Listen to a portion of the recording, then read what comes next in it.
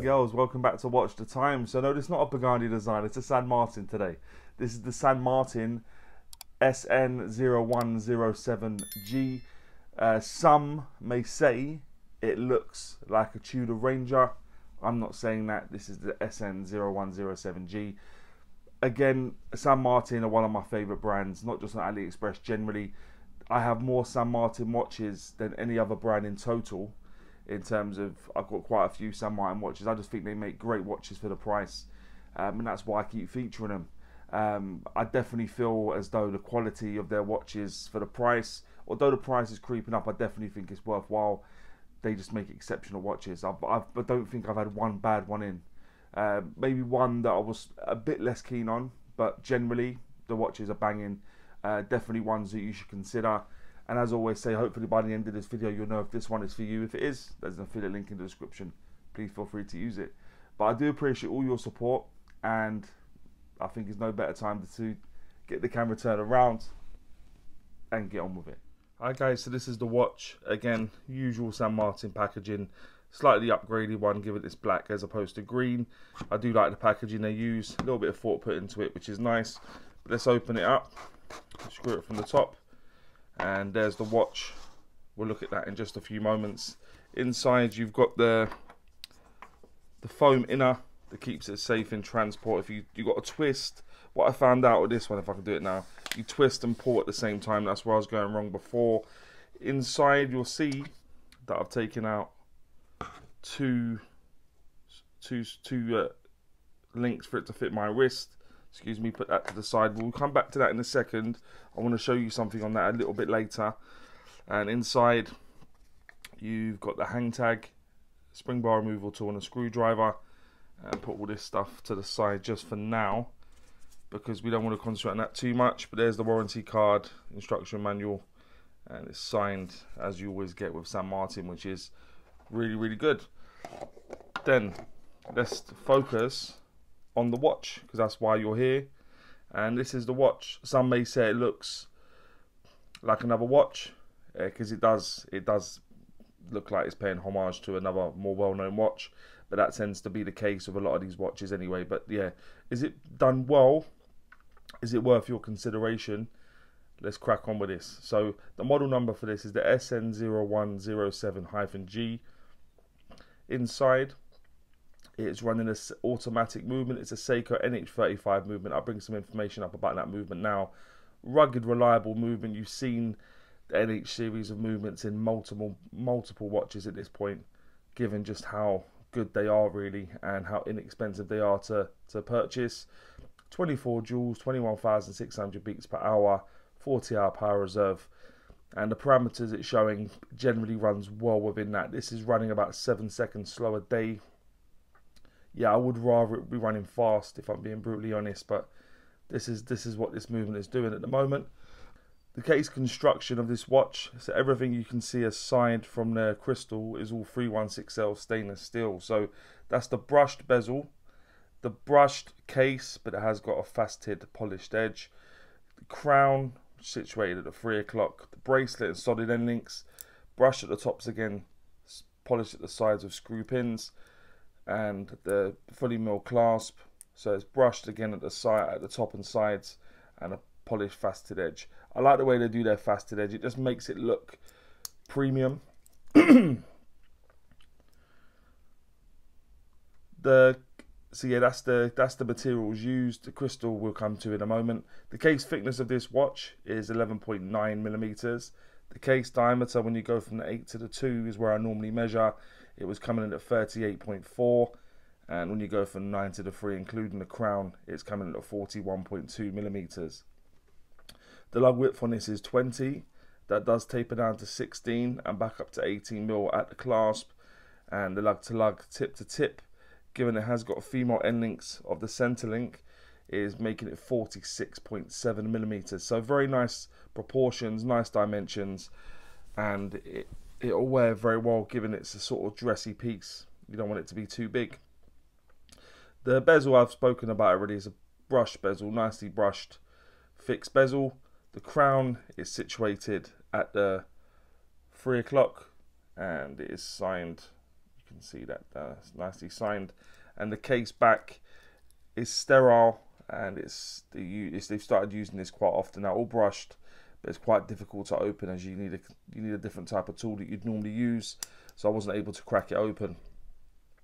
The strap is stainless steel, as I've said, brushed at the top, polished at the side, screw pins, as is the clasp, as I've already mentioned, fully milled, and it's got 4 levels of micro adjustment. I am using one of them just to help it fit my wrist that bit nicer. The crystal covering the dial is a domed, quite a pronounced domed sapphire crystal, and a nice bit of blue AR coating underneath as well. It picks it up sometimes. These are different hue sometimes.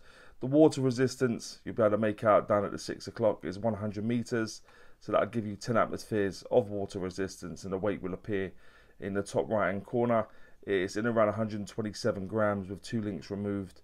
With those two links back in, you're probably looking at about 135 grams, which, given the dimensions and the proportions of the watch, I think is bang on. I think that's exactly where it should be. But let's have a look at the dial now, guys, in a bit more detail. So what you've got is you've got a minute track going around the outer edge. Nothing is applied, it's all printed on. So you've got numerals 3, 6, 9 and 12.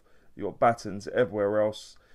And below the 12, you've got the San Martin logo printed onto the dial. It's their hexagonal logo. They've kind of started to settle now on a logo, which is good to see. Some like it, some don't. But either way, consistency is key, and that's what they've done. Automatic 100 meters, 330 feet, just above the numerals at the 6. And the lume on this, guys, is good. You'd expect it, really, given the fact that it's a San Martin watch. So I'll bring that up now. Yeah, plenty of lume. A little bit inconsistent on the hour hand, and we'll talk about that a bit later. But generally, applied nicely, lots of lume, and it will just shine through the night, really. Good lume, but I guess you'd expect that at this point. Matte black dial to go with the sort of patina effect of the hands and indices. I like the fact they've got a red bit at the end of the second hand. I think it offers a nice bit of contrast. You need something, rather than just having 2 colours, it's nice to have a colour that just sort of pops. Let me undo the crown now, guys, give you an idea. So yeah, as I've said before, the crown, the NH34 movement beaten inside. The crown stem is sort of done probably exactly how you'd like it. Not too much pop, but just enough to give it a bit of bounce.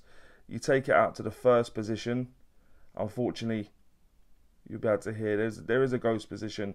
I would have much rather seen them go for the NH38, but they haven't. Take it all the way out, it will hack. Let me just put it to sort of, just leave it like there. That'll do for now. And as I say, you can scroll through, set the time to your time zone or whatever the time is where you are. So there you go. To put it back in, it will start back up. You can hand wind it to put some juice into it, and then just screw it up. As I say, the crown on this is done nicely. I like the size crowns they're using. They're finished nicely, and also the crown stem is done bang on. But that's the watch, guys. That's the dial. That's the movement. Let me just pop it on the wrist quickly, give you an idea of what it looks like on my wrist. My wrist is just above a 7-inch wrist for your reference, and that's what it looks like on me. Very pretty watch. As I say, they're not going to gain any prizes for originality, but yeah, it looks nice, doesn't it? They've done nice. As you can see, sometimes when you get a little bit of blue from when it sort of gets the glare from my studio lighting.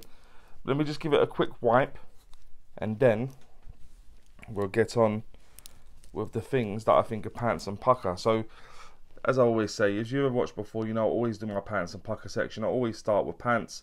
I like to go on a high with pukka. So what I think is pants, I'll bring it up to the camera, but I will also bring a shot up now. The loom, or the applied loom on the hour hand, is not done very well, actually, guys. I've not seen this before on the San Martin watch. It's done very inconsistently. It's not been covered well. I don't know if they've sort of tilted the watch before it dried, but yeah, the loom on the hour hand is a bit regrettable, really. The fact that the hands and indices, the colour doesn't match the numerals, and yeah, the orange numerals is darker than the hands and a bit too orange for me, if I'm being honest. I would like it to have been a bit more consistent. I think the colour of on the hands is about bang on, a bit too orange on the numerals. The screw pin, let me just get that very quickly for you. So yeah, I've never had this issue before either with a San Martin watch. So yeah, But one thing I had in terms of trying to size this, so you got the screw pins, both of them have been rounded off. They'll just keep going and going and going, which is disappointing. Two links and two screws which done the same thing. As I say, never had it before in a San Martin watch, but I can't believe I've got two that have done exactly the same thing. I was just about able to size it for my wrist because of that. So yeah, the screw pins, and again the ghost position, I don't see why there needs to be a ghost position. NH38 would have done the job, so please, San Martin, can we maybe remedy that next time, because I think that would be a much better addition to these watches given the finishing. Yeah, so the movement as well, so the ghost position on that movement. So let me just to surmise what I think is patented: the applied loom on the hour hand, the orange numerals, the screw pins in terms of them being rounded off, and the ghost position. What I think is pukka is, I like the hands. I like the way the hands are done. As I say, no points for originality, but I do like it. It looks cool. The loom, yeah, the loom just shines bright. It's done very, very well. The crown, I do like the finishing on the crown in terms of the etching, the size and the stem. I think the crown is done fantastically well. The clasp on this is great. I do like these clasps they use. Like I said, I think they come in 2 or 3 different sizes. This is one of the larger ones, and it's done fantastically well. So yeah, I do like the clasp they use, and the finishing. I'm hoping it's picking it up on my camera and at the shots I did at the start, but the brushing, polishing is just done to such a good standard nowadays from San Martin. They're really operating on a different level. Some of the finishing is just fantastic and belies the price really. Even though the price is going out, I still think it's fantastically done for the price. So just to surmise what I think is pukka, is I'll go with the hands, the loom, the crown, the clasp and the finishing on the watch generally. And that would now take me on to, would I recommend the watch? And as much as I would recommend it, it's not the best offering I've had in from San Martin, if I'm being brutally honest. I was hoping for a little bit more. Like I said, the applied loom on the hour hand was disappointing. Never had that before. The screw pins as well. So a bit of QC, which I don't normally associate as having problems with San Martin, needs to be checked. But I still think it's a very good offering. Like I said, the things that I'm talking about generally are QC problems.